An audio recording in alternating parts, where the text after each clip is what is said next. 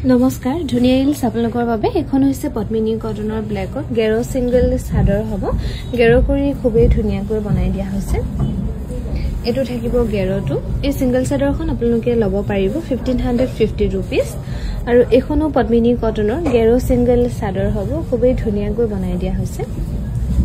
এটো থাকিব গেৰোটো এখনো লব পাৰিব 1550 रुपीस ভাল লাগিলে স্ক্ৰিনশ্বট লৈ থব পাৰে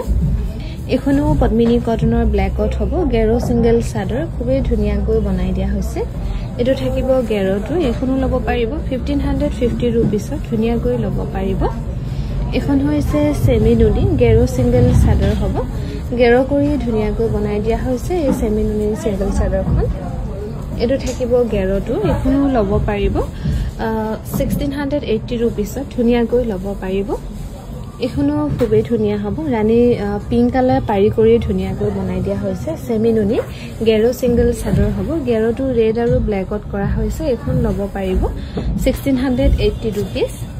এখনো সেমি নুনি গেৰো সিঙ্গেল চাদৰ হ'ব এখনো আপোনালোকে লব পাৰিব 1680 টকা ভাল লাগিলে স্ক্ৰিনশ্বট লৈ থব পাৰে